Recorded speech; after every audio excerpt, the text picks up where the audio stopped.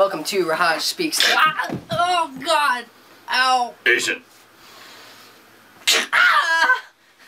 Today, this is volume, what was it, 9?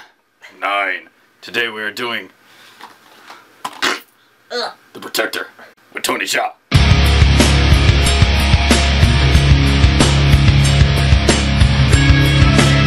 So today we're doing The Protector. Amazing action movie. I mean, You're not gonna kill me, are you?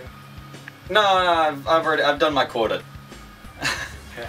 Okay, so this movie, oh my god, it's the epitome of an action movie. I mean, the storyline is horrible. I'm gonna tell you right now, the storyline, you don't even care about the storyline. No one gives a crap. I mean, this is the gist of the storyline. Boy grows up, boy gets elephant, elephant gets stolen, boy goes after elephant. That's the storyline right there. People die. Oh god, a lot of people die. Favorite scene in the movie is just like a 5-minute long scene of nothing but Tony Jaa breaking people's bones. There's like literally 30 guys laying on the ground at the end of this scene, and they all have broken arms, broken necks. They're Broken either legs. dead or they're not happy. Like, I think one guy, like, he goes to try and kick him. He, like, grabs his leg, pulls him back, so he breaks his one leg. Then he runs up to him and, like, bear hugs him, breaks his other leg, and then just, like, steps on his foot and throws him down on the ground to break his ankle. I mean, it was unnecessary, but it was damn cool. Yeah, the one guy where he just steps on his foot and pushes him backwards. Snap. So, anyways, back to the movie. Like I said, the storyline, I mean, you're really not going to care about the storyline. It's really not that good. Basically, what it is Tony Jaa's character is, he lives in this little commune of people in, what was it, Thailand, I think? I think so. Yeah. Probably. And they are brought up, the people live pretty much to protect elephants. Like, they raise elephants, protect them, because their ancestors used to fight under the elephants' legs and under the elephants to protect their legs from being hit by enemy armies, like enemy soldiers and stuff like that. Yeah. Because the kings of Thailand used to sit on top of them and command and fight from there. So that's pretty much what the movie's based on. I mean, it's a cool concept, but I just don't think it was well played out. Yeah, it was just a really simple storyline. It was actually really boring to me too. Like, all the parts that weren't boy growing up, boy gets elephant, was elephant gets stolen, and then he has to go get elephant. Those two parts are basically the last half of the movie. Yeah, there's really no story after that. It does take a little bit to get into the action. I think it takes like maybe what, like a half hour, 40 minutes. Like maybe a half hour to get into the action. The best thing I think about this movie is the action. The fight scenes are they're not CG. I mean, they're not computer generated at all. They're not stunt doubles. Yeah, they're not stunt doubles. I mean, it's all the actual people doing them themselves. And then there's no wire, can't even think of what it's called. No wireframe, no wire that's pulls. it, wireframe. Yeah, no wireframe. I mean, if you see up to do the jump, you see someone go flying through the air like 10 feet across, I mean, they're really going that far. I mean, there's nothing holding them up. They're fucking going that far.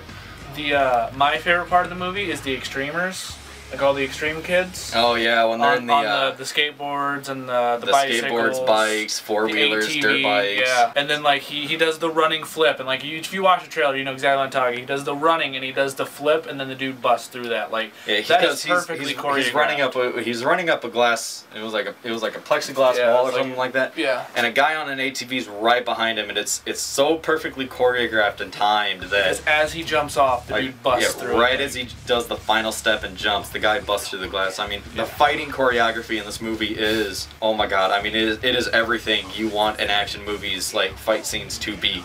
Right. I mean, you really can't get much better than this. I mean, the final I think like 40 minutes to a half hour to 40 minutes.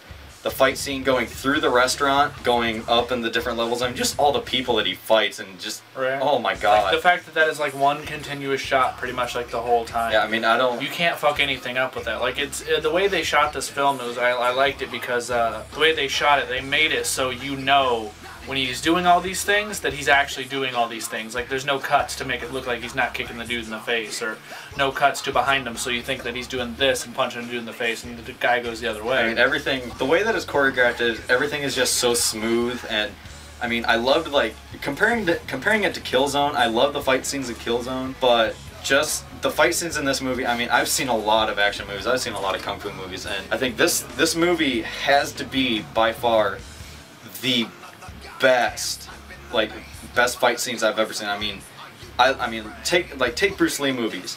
I mean, they're old, but the fight scenes are amazing. But I mean, this movie just like blows everything I've seen out of the water with the fight scenes. It feels like a Bruce Lee movie. It feels like Tony Jaa's the new Bruce Lee because Tony the Jaa storylines and all Bruce Lee films weren't that great. But you don't go into these movies looking for the storylines. You go into the movies to see this action, to see stuff you haven't seen before. And when the dude does a running like knee lunge into a 7-foot guy, man, when you're only like what 5'6", you know that's real, and you know that had to suck. Say like I said, the storyline. I don't care about the storyline. You're not gonna care about that. When you watch this, if you watch it, just the fight scenes. That's all you need to focus on because they're so damn amazing. Oh.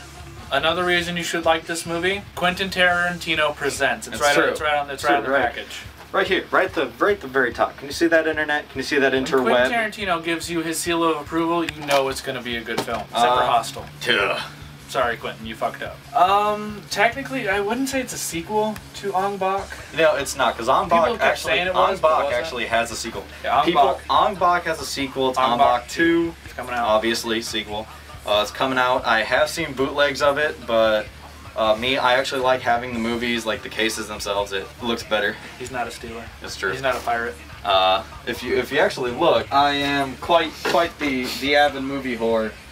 Until here, all this is all Asian. From Kung Pao up to Killzone is all Asian, people. Kung Pao to Killzone.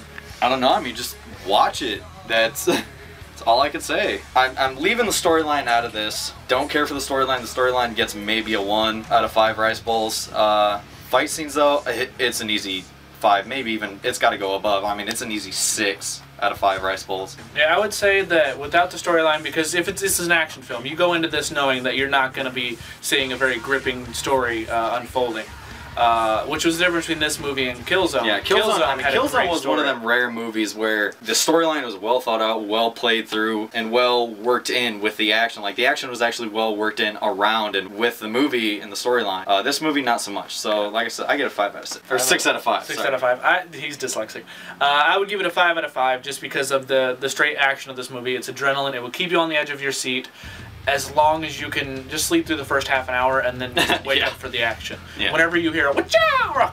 that's when you wake up, and then that's when you start watching this film. Yeah, I mean that's it. That's all I got. This was Foot with me, and you saw Nippz. I'm sorry he had to die. I needed to make my quota. Ninjas have quotas. I'm sorry. So for all the friends of Nippz, I'll get you a new one. I can unbreak his neck. I'll do that. Maybe I might let him.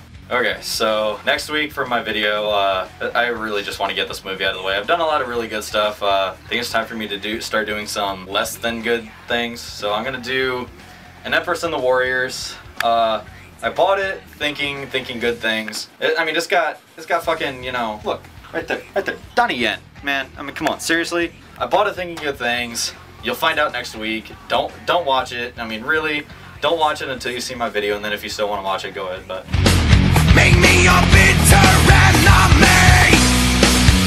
This one brought Nippz back. No.